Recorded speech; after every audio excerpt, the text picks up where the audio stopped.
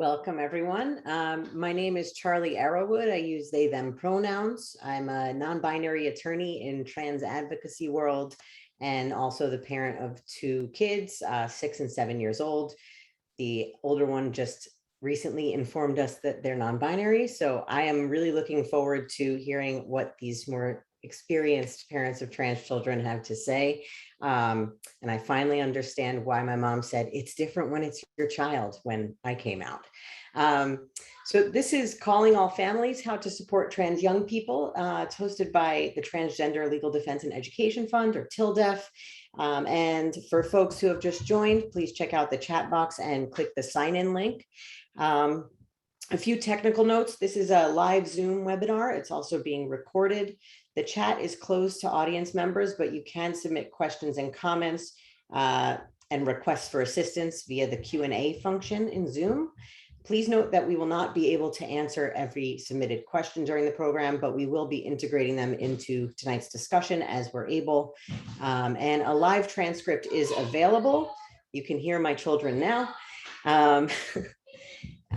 You'll see the closed caption CC symbol on the menu, and you can click that for a live transcript. We're honored this evening to have our co-sponsors from the following organizations: the TransFamily Support Services, Gender Infinity, PFY, formerly known as Pride for Youth, and Stand with Trans. And we'll begin with a quick special introduction from Representative Pramila Jayapal.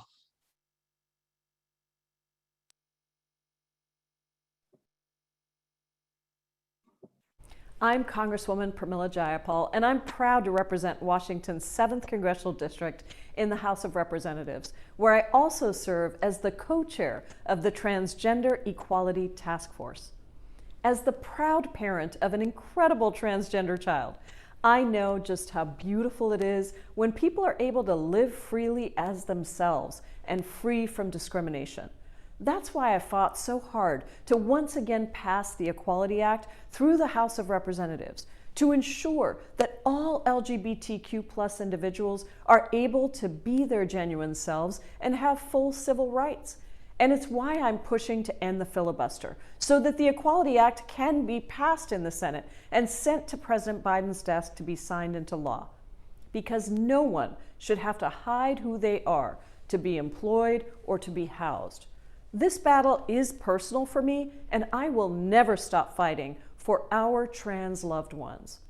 As I work towards progress in the halls of Congress, I'm asking you to keep up the great work in your communities. Keep your powerful organizing going.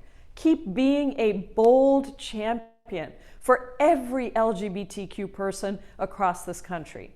While the fight for equality may seem long, know that together we will win. Thank you again for all that you're doing to bend the moral arc of the universe more quickly towards justice. And please know that I will be right here working alongside you every step of the way.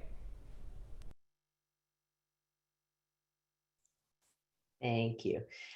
So let's get started. And since our time together is precious, we'll just do a brief introduction for the speakers. So if you could introduce yourself with your name, pronouns, organization, and kind of what your journey to this panel is. Lizette, if you want to start us off. Hi, good evening, everyone. My name is Lizette Trujillo. I am a member of the Human Rights Campaign Parents for Trans Equality Council. I also run a local support group in our area in Arizona through the Southern Arizona Gender Alliance called Families Transformed. And we are about 300 families now and growing because our kids are seeing themselves on TV and amongst their peers and feel safe to come out. So it's an honor to be here. And before I forget, I guess my reason for being here is that I'm a mother of a 14-year-old trans son, and I've been on this journey for quite some time. So thank you for having me. Thank you. And Kathie?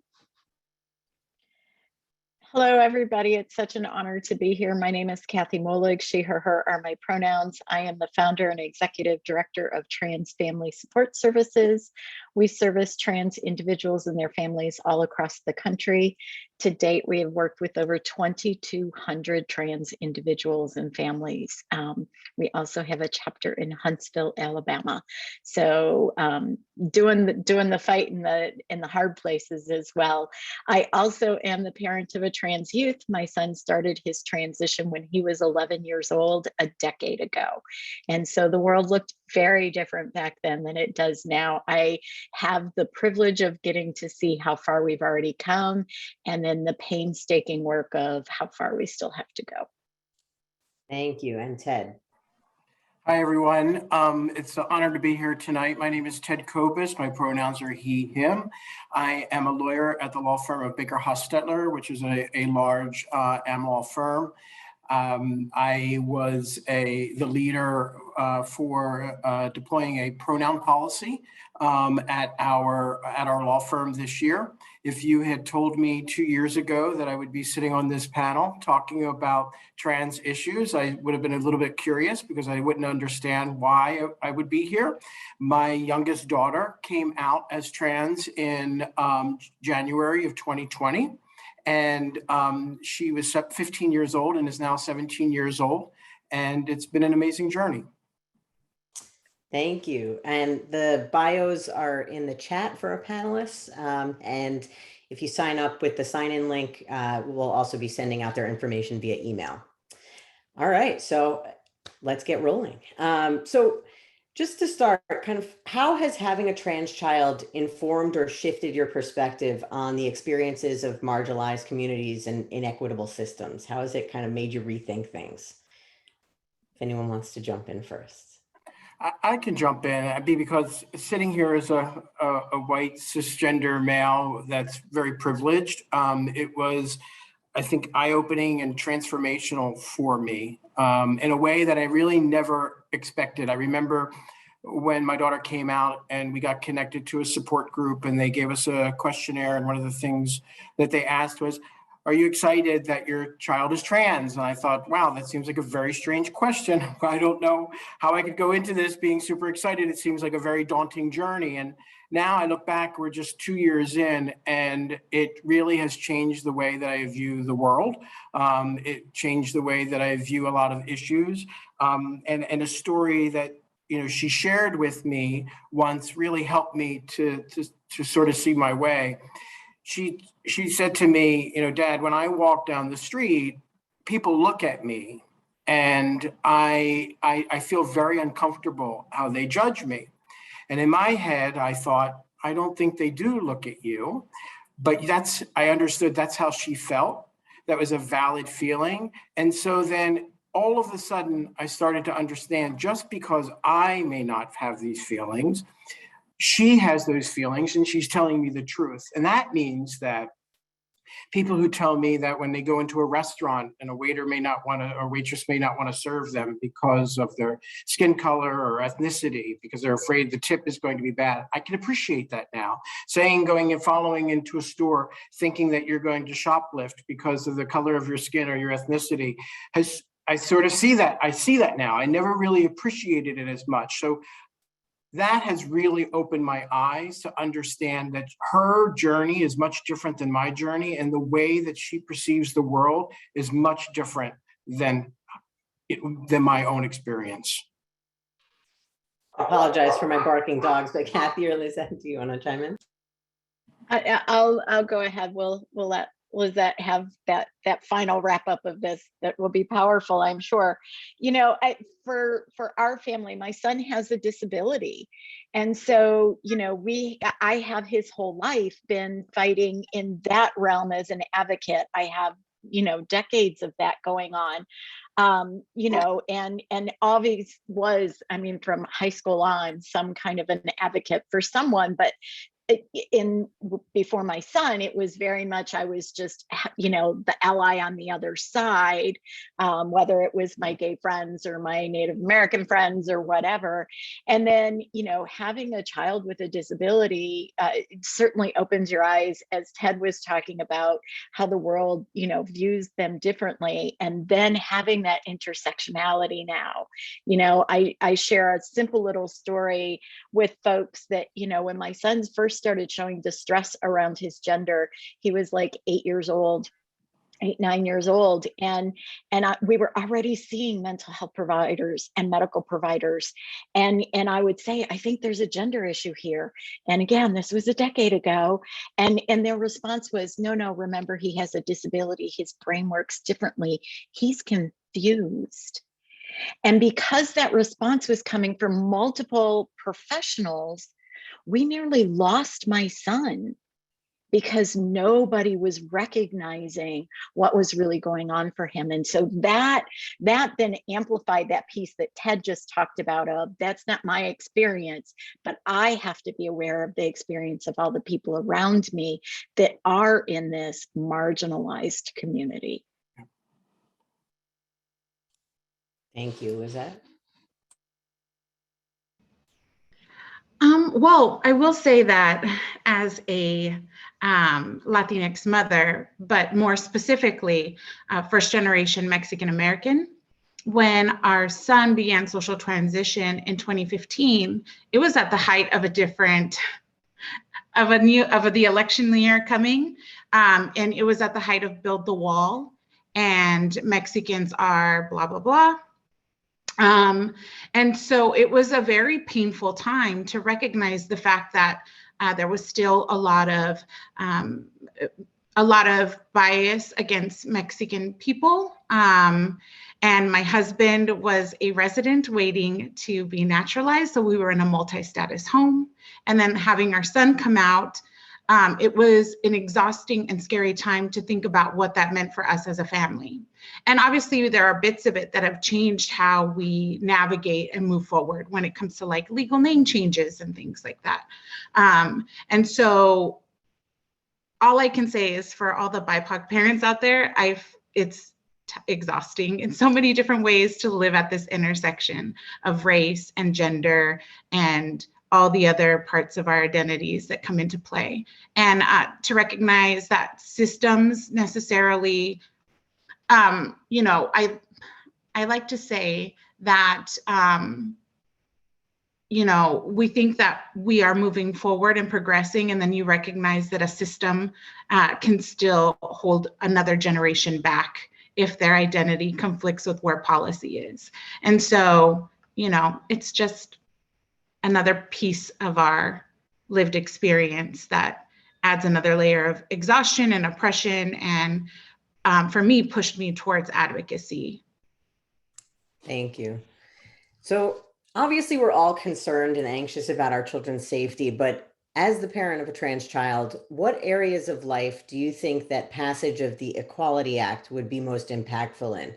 And as just in case folks are not familiar with the Equality Act, it would be federal legislation that would place a floor on basically civil rights around, sex, gender identity, sexual orientation, that currently is kind of read into Title VII non-discrimination law, other non-discrimination law across the board, but it's not explicit in statute. So having it explicit in statute would basically make sure that, courts couldn't interpret it completely differently and undo things that were gained, through advocacy and case law and all that. And AC, our wonderful on the back end tech person, name change project program manager, is put something in the chat with a little bit more information about the Equality Act. So what about the Equality Act would kind of make you feel safer as a parent if it were passed? Can I kick it off just because I'm newer to this, and I think that I think Lizette and Kathie have seen things progress over the years, but I will tell you, as a new parent to this, or a parent that's new to this, we still see a lot of obstacles in our way, and the list is very long. We could spend over an hour just talking about the different areas where they need protection. I'm going to start with restrooms, preferred names and pronouns at school, and working, getting a job, medical care, housing, traveling. All of these things are complicated because we don't have walls in place that recognize the rights of trans people the way that we should. I think what really has become very apparent to me during this journey is that everyone is not on the same journey. So if you say we can do X and that's going to accommodate this person, that's great for that person. It's not going to help another person who's on a different journey. And I can't emphasize enough that we need to look at I need to look at these issues much more broadly and understand that everyone cannot be viewed the same way and put into a check the box type of scheme.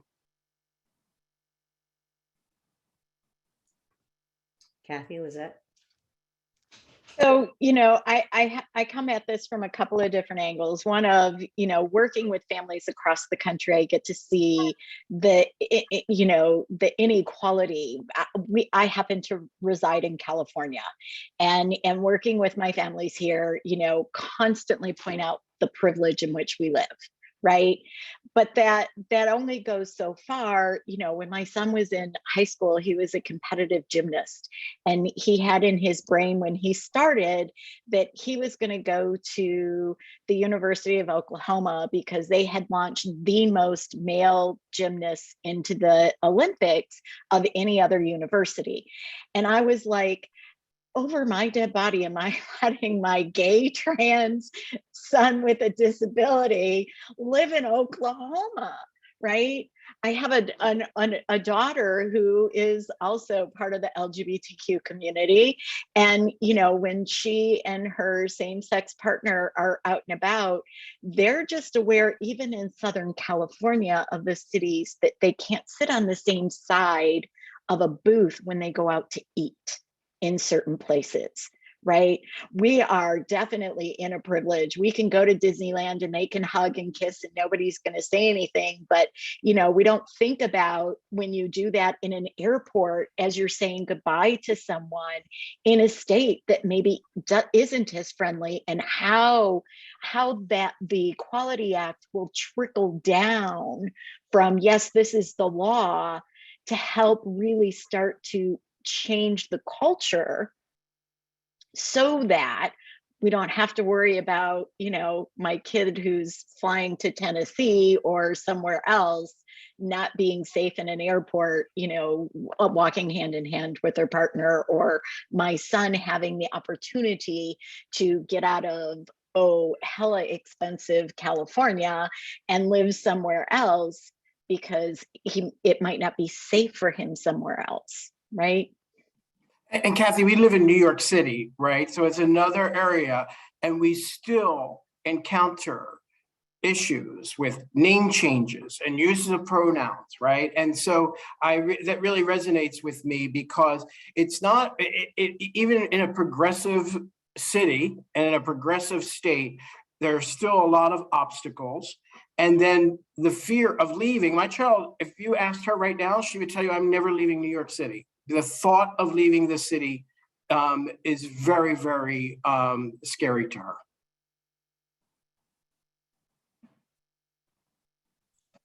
Was that? I think Kathie and Ted said it perfectly. Currently, right now, we have a patchwork of protections across the country.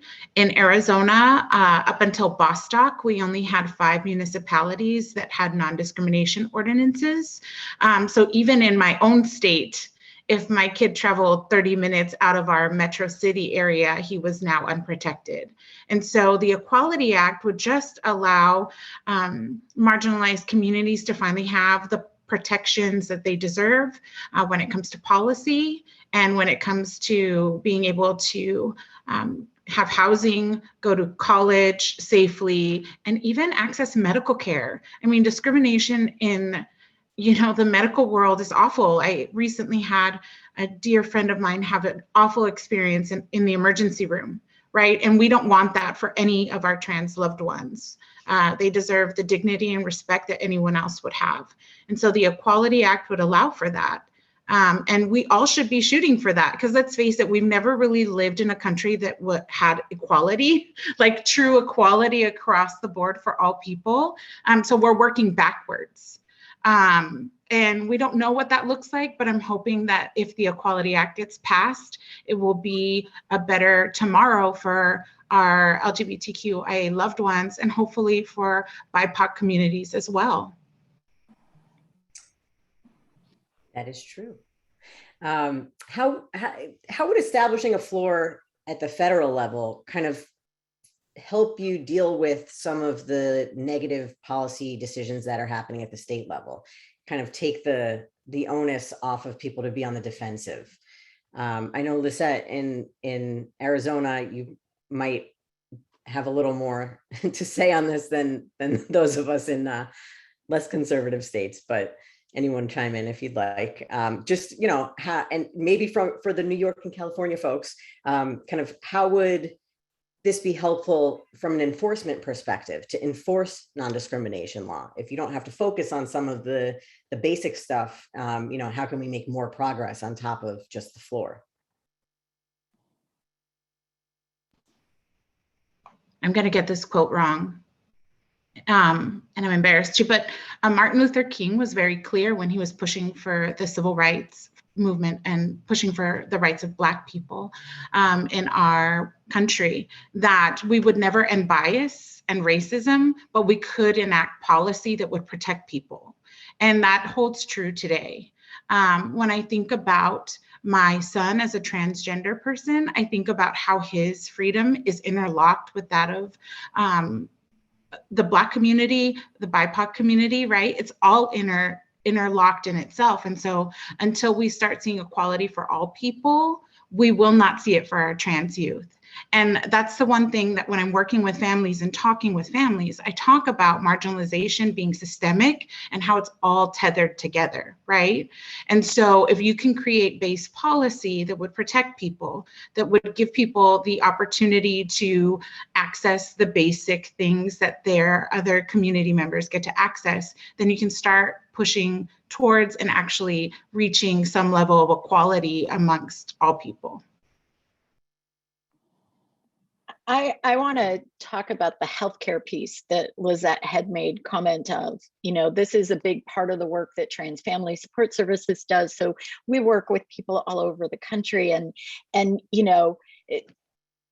when somebody calls from certain states that I will not call out here, but when somebody calls from certain states, my heart just drops, because I think, gosh, my services to you are so limited because there's nothing in your state.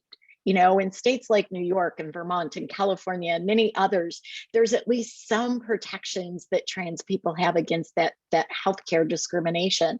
But there are many, many states, I think it's close to 23, that don't have any of those protections. And so when folks are just trying to get really medically necessary care covered by their insurance company, there's no recourse at a state level or at a federal level, really, for them to go to. And the Equality Act would allow for that kind of blanket across the country. So it's not like, I know trans people that move to a different state in order to be access their care, and that should not have to happen. Yeah.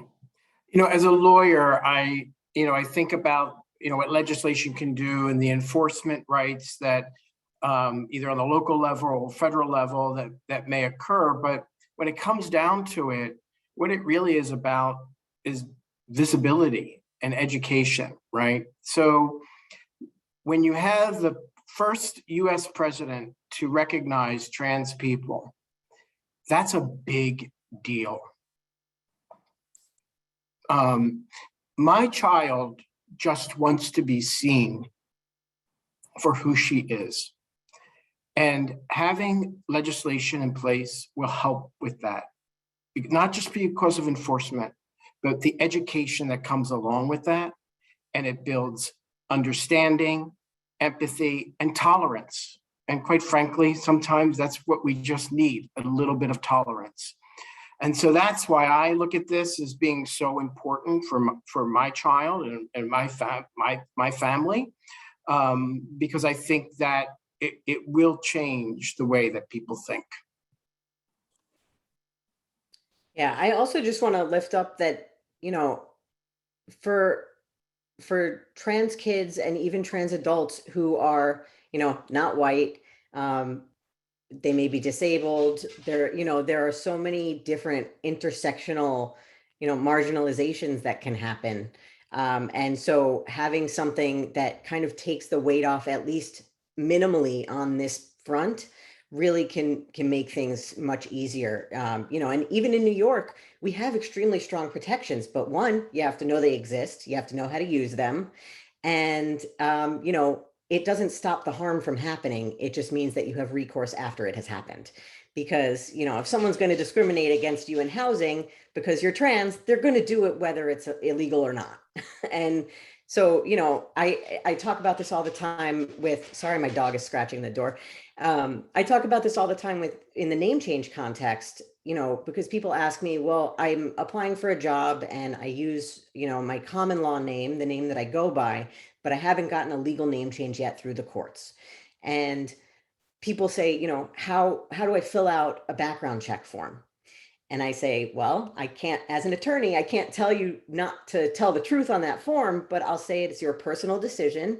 And just think about kind of when you want to have that conversation, because you may, you may have a really good discrimination claim if they go with you, find out you're trans, and then decide not to go with you, but you still don't have a job. And that happens in New York, even with those strong protections. So, having the backing of the federal government behind it is really helpful. And it also just kind of lessens the difficulties and complications that can come, when things get compounded. And so if we just move on, sorry, I totally lost my spot. How do you see your role as a parent in this fight? So, how can you take the burden off of your child? How can you move things forward? Anything like that? So when my son first started his transition, he just wanted to be super private. And I was for that, although I was an advocate already because of the disability piece, but I'm like, great, that's what you want to do. And he lost a friend, and losing that trans boy really changed his image of, we have to fight for these rights, and in order to fight for them, I have to be out, I have to tell my story. And so he did, and he's done a lot of media stuff. And when I started the organization, he's like, yes, you have to do this. You have to be out there. You have to fight. And I sit in a place of privilege. I am a white, cis, straight person, right? But there are places where I can open a door to then allow the right voices into the room. And so we do a lot of that piece of, as a parent, people are going to listen to me differently than if I was a provider, right? There's a right place for providers too, but as a parent, I can get on that level with another parent and do it regularly to help open up some thinking. And as a parent going to politicians and doing that kind of advocacy, they will listen differently as well. And so, my empowerment came when my son said, yes, go out and do these things, right? And being able to do them knowing that he's behind it, even if he's not involved in it.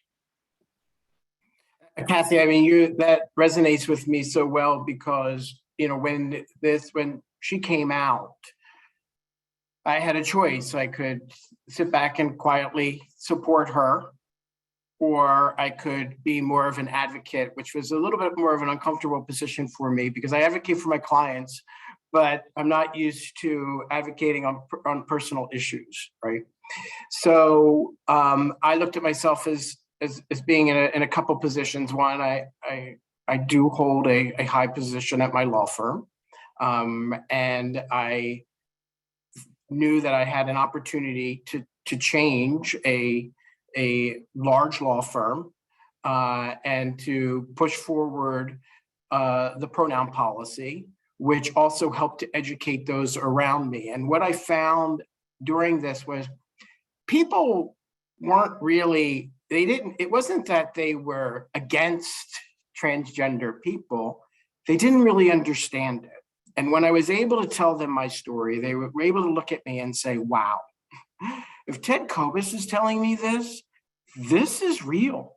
And I accept it, right? And it really changed the way that a lot of my friends and family and co-workers looked at the world. So I did feel that I couldn't ignore my position of power and my ability to make change. And so that's what I've tried to do. And I have tried to be an advocate. I try to educate people. In the beginning, I was very concerned that it would be anger and I'd have to cut people out of my life. And it was going to be very black and white. And I learned that maybe some cases it is like that, but in the majority of cases, it's a conversation and sort of educating people and not getting offended because they just haven't lived this experience. So it's been very empowering to, although it is, you do feel sometimes that if you misstep, that you don't want to misstep and you don't want to do the wrong thing. And I'm very fortunate that I have a child who's very forgiving and looks at the things that I'm trying to do, and has been very supportive. Lizette? To echo both Kathie and Ted, proximity changes hearts. And so as parents, we are bringing our children's experiences closer to the people in our lives. As a Latinx woman, I've experienced discrimination and microaggressions. And I don't say this as feeling like a victim. I don't think marginalized people share our experiences to be like, oh, we're victimized, right? It's an awful thing when it happens, but they also shape the way that you understand the world. And so I just felt that it was my responsibility to minimize as much of that for my son. And I felt that I didn't bring him in the world to experience some of the things that I had experienced and if I could pave a way forward for him. Especially because he's my only, right? I think a lot like what will happen when I die and I'm no longer here to do this work so that he can walk into a room and feel safe and feel respected and feel proud of who he is. And so a lot of my work is in hopes that I leave the world a little bit better for him when I'm gone. And I think that that's really all that we can do as parents. I'm getting weirdly emotional. Sorry, I had my Pfizer booster, and I feel weird still. It's 3 days later and I still feel a little groggy and feel weird from the vaccine. And now I'm feeling sort of emotional. Maybe it's that exhausted vulnerability wall is down. But I think that as parents, in affirming our children, we come to this really strong realization that the world isn't safe, right? I think every parent you talk to will say, no, it's really unsafe. This is the thing that keeps me up at night. And I didn't want my son to take that journey alone. I felt like I had to do that work for him. He was a tiny, tiny person when he came out. He was 8. And there was every fiber in me said I had to protect him and pave a way forward. And kind of flowing from that, how do you all balance your kind of priorities, obviously for safety and your other priorities as a parent with your child's needs? Because at the same time as we all want to keep them safe and make sure they're protected and nobody messes with them, we also need them to learn how to grow, and maybe they have different preferences than we do about how this is discussed, how this is disclosed to people. So how do you kind of balance that and make sure that you're respecting your child while also keeping them safe? Lizette, you want to start kind of from where you just left off? Well, in the beginning, a lot of it was, so in the beginning, our son was really small. And so a lot of it was based on decisions that we felt were right for us as a family. I know a lot of people say, like, let your child lead, and that works in most moments, but there's also times when you need to prepare the ground before your kid walks into it, right? And so it was a lot of gauging, how do we make the dentist safe, right? So a lot of, I'm sure everyone sitting on this panel had to call the doctor or the dentist or call family ahead of time to make sure that they were going to be safe people once our kids arrived. I think that that's the one thing that I'm most proud of, is that in the moments when maybe people weren't ready to get on board, for example, we stopped talking to a lot of our family members for about 2 years. Our son just thought they were like really busy, now they're back in our lives. And it was as if, they were just really busy for 2 years, and we had time to hang out and, hang out with our support community, and our kid doesn't know anything different, right? But he also went to the dentist and was called the correct name and the right pronouns were used. And he just thought, wow, people see me. This is wonderful. And so those are the moments that I think I'm most proud of, when we were able to prep the ground and prepare people to support our child, right? And so I think those are the ways in which we balance out the advocacy work. Seeing the smile on our kids' face is wonderful. But I think too, I just want to say this too, that sometimes it's really difficult if you are doing advocacy work, grassroots work on the ground, to not allow it to consume you. Right? We just came out of a really difficult legislative session, some of which lasted through the year, right? Texas went into like their third session. Arizona, our session went over by 30 plus days, right? And now January will be here before we blink, and we're gonna be in another leg session and fighting anti-trans legislation again. And so while I want to say that you find moments of joy, a lot of your time is consumed with how to push back on legislation. I am a mother who is not a bajillionaire. And so it's difficult for me to conceive of what it would be to be able to actually fight the lobby groups that are writing this anti-trans legislation without having that level of marketing dollars and ways to contribute to campaigns the way they are, so that I could influence the world to see my child's life and identity as worthy. So a lot of times you will spend days, hours, months thinking about how to combat this with the limited means that we have as families. And so that's a reality. Right now, I am in a moment where I can find pockets of joy, but I'm also aware of the fact that a lot of my energy is going towards fighting very ugly legislation. Kathie, Ted. So I think Lizette brings in a very good point of, as a parent that advocates and has for a long time, we have to step back and take those moments of joy, and we have to include our kid in it, right? So, a decade ago, advocating for my kid looked very different than advocating in this community looks today. It was educating, everybody just what the word meant of transgender or gender diverse. It was, my son was the first patient at our local children's hospital who refused to see him for 2 straight months. that's not what we're advocating for now. Now it's more what Lizette is talking about with the politicians and those piece, which again is why the Equality Act is so important.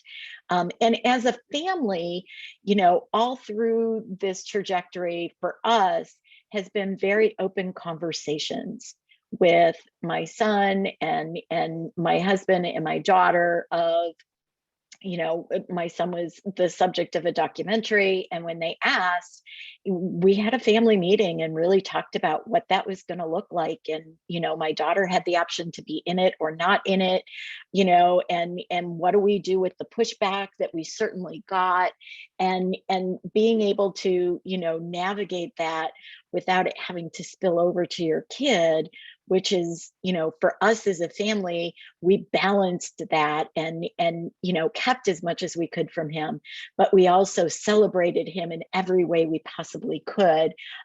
He's an adopted kid, so he has a birthday and an adoption day and a coming out day that we celebrate every single year. And so all of that joy kind of helps to keep that balance.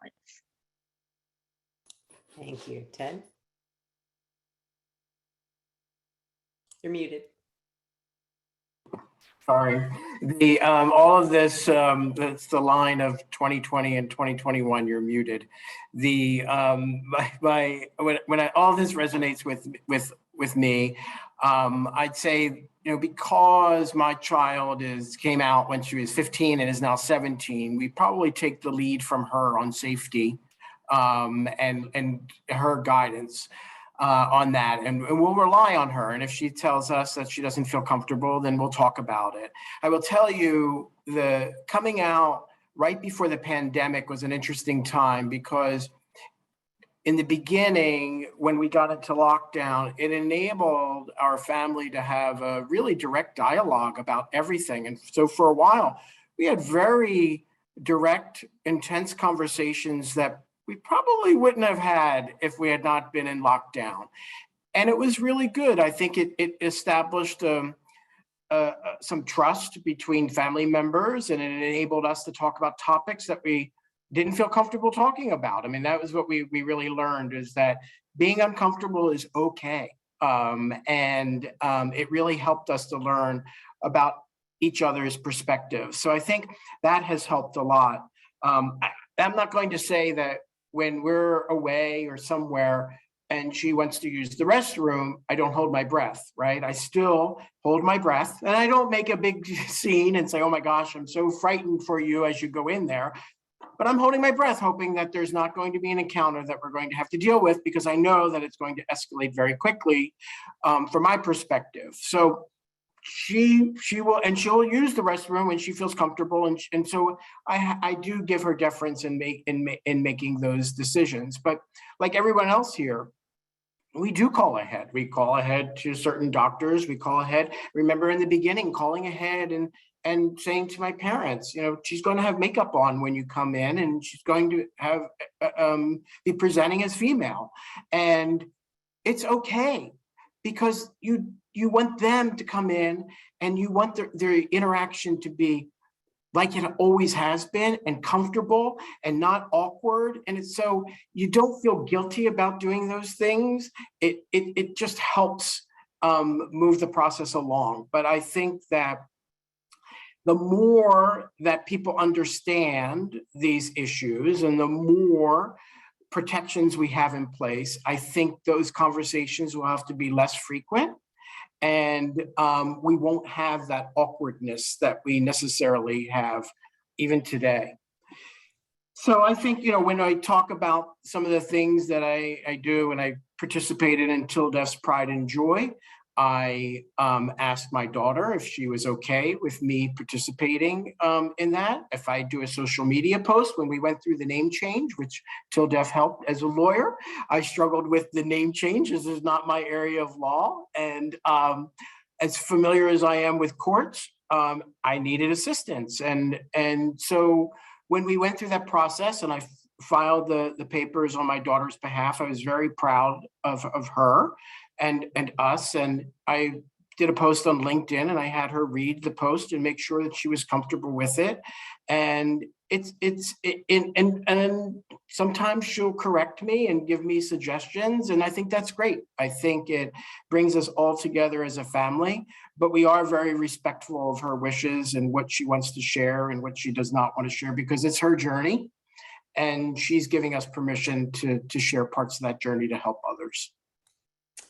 Thank you. And I just want to share my favorite tool that has worked wonders for me as a trans person, and I have kind of bequeathed it unto my child, is coming up with canned responses for some of the like very common things you get, like questions you get, comments you get.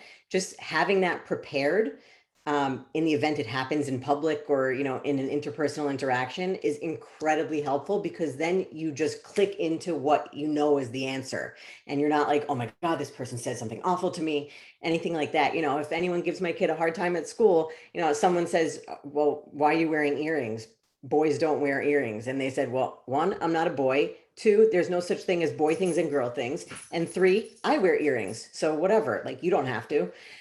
7 years old, and like totally just like knows what to say, which is incredible. And I cannot imagine myself, even like 5 years ago, knowing what to say. Lizette, I think you're frozen. There you are. I want to add to that just for a second, Charlie. You know, having a child with a disability, we did an enormous amount of role playing, and honestly, at 21, we still do it sometimes. But definitely with those one-liners, with those, what do you do if, you know, what do you do if somebody stops you? And so for parents watching, like, it's okay to practice that. It's okay to bring a little bit of the possible real world into your safe home, to give your kids the coping skills that they need to be out in the real world. For my son, it would take, because of his brain, it would take months of us, you know, practicing. But I'll tell you, within the first year and a half of his transition, he could be sassy, and that was so not him. But he had practiced it to the point where his sassiness was still respectful, because that was his personality, but it would shut an adult down in a nanosecond. And sometimes that's what our kids need. Absolutely. All right, we are coming to the end of our time together. So I just would love for all of you to just give some closing thoughts. Anything you feel you haven't had a chance to say. There are so many things that we could spend another hour talking about just on their own. But if anyone wants to chime in with anything else that you want to get out there. Charlie, you had asked a question when we were talking about getting ready for this panel about the priorities. And I think even your last question, you talked a little bit about this. And I gave it a lot of thought, because initially, I think my initial reaction was, oh, I think my child's priorities are passing and safety, right? But when I really think about it, I'm going to go back to what I said before. All my child really wants is to be seen by the world for who she is and loved for who she is. And that is, as challenging as that may seem for her, that's as simple as it is. Yeah, I know when we were talking about the panel, like, we were talking about the difference between, like, does my child want to pass and assimilate, or is that what I want as a parent because it makes me more comfortable? And I think that's a really interesting kind of thought experiment to have a conversation with yourself with, you know, is this what I want, or is this kind of what my child wants? And it's totally possible, you know, a lot of trans people, it's extremely important to them that they pass. But for some people, it's not a thing. You know, as a non-binary person, how do I pass as non-binary? So that's not really part of my equation. But yeah, that's awesome. Thank you. Is that Kathie? I guess, you know, whenever there's a group of parents gathered, as we have here with the people watching and the people who will be watching this recording, I always like to put out the piece that, you know, where you are is where you're supposed to be in this journey. Whether, you know, your child is out and loud and proud, or they're more, you know, I just want to be seen for the girl that I am, any of those things. And so often narratives tend to be one story, you know, books that are out there, documentaries, that it tends to be a story, and then we invalidate our kids' journey because it doesn't look like that, right? And so being able to open yourself up as a parent, and just wherever you and your family are on the journey is the right place. And that it's okay to have whatever feelings you're having, whatever struggles you're having within your family. As you know, we like to say the trans person isn't transitioning, they're just aligning themselves with who they are. It's all of us around them, it's the family that's transitioning, and recognizing that that's what's happening for you, and giving space for that process. Yeah, that's totally spot on. And, you know, even like, I know what my stuff was about being trans, and I knew the things that were important to me. And so I have a vague idea of like, I should check in with my child about this every now and then. You know, are you comfortable with me telling your grandparents? Are you comfortable with me, you know, having a conversation with your teacher? And it's been funny because they used to have anxiety and be, you know, nervous about meeting new people and all that. And, you know, the first day of school, they got up in front of the whole class and did their about me. I'm gay, I'm trans, I'm non-binary, I use they, them pronouns, like nothing. And so just to see the shift and know like that changes very quickly potentially. And just continuing to check in about it, and, you know, what my concerns were maybe are not the same as theirs, even though we are both, you know, are kind of somewhat having the same experience. It's been really interesting. Lizette, I think you might be frozen, but if not, okay, no, you're good. I'm not frozen. I'm just good at being still. Yeah, so I'm going to share this little story that I've been thinking about a lot, and I share it often. But when Daniel was 8, he was asking me about why a certain student was being bullied in his class. And we talked about the difference between having empathy for someone versus having sympathy for someone. And Daniel looked at me. It was deeply profound. It's one of those moments that I'm like, God, if I had only recorded it.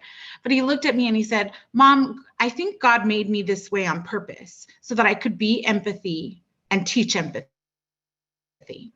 And I, oh gosh, like, what a gift to see that what makes you different allows you to see someone else from a space of non-judgment, and to be able to learn from someone else from that space of non-judgment, right? Like, what a gift that is. And so I carry that with me every day when I think about the advocacy work I do.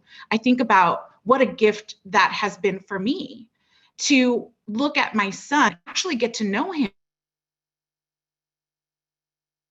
Because I mean, the parent model before was, you're going to fulfill the expectations we set forth for you, but I've had the opportunity to get to know someone from the moment that they could verbalize. Uh-oh, Lizette, you're cutting out a little bit. Who they were. There you are. And so what a gift. I'm sorry. Oh, did I break up? I was just saying what a gift that is. What a gift that is for me to grow and be a better person, because Daniel made me a better person just by being himself, right? And that's a gift. And I hope that I can make the world a little better for him because he's made me better, right? And so, you know, if people can walk away with that little tidbit of understanding that empathy is truly what changes the ways in which we see each other, then maybe we make a better world together. Yeah, what a wonderful way to end. A lovely finishing note. Thank you so much for all of our panelists, and thank you to our co-sponsors, TransFamily Support Services, Gender Infinity, PFY, Stand with Trans. We're the Transgender Legal Defense and Education Fund, TLDEF. We do some name change work, some impact litigation work, and AC is posting all of our lovely social media if you want to give us a follow. So thank you so much for joining us, everyone. And we know that trans young people grow into trans adults. So we'd love to have you join us for our next webinar. Trans Awareness Month is November. The next one will be Monday, November 22nd at 5 p.m. Eastern, and it will be Centering Trans Issues in the Battle for Full Equality, a discussion with trans and non-binary leaders. This is going to be a really awesome panel. I'm really excited for it, and I hope we see you all there. Thank you again, Lizette, Kathie, Ted. Thank you for sharing your stories with us and for all the work that you do around this and making life easier and better for trans youth everywhere. And thank you to AC and T for doing the tech on the back end. And I hope we see you all next time. Thank you so much.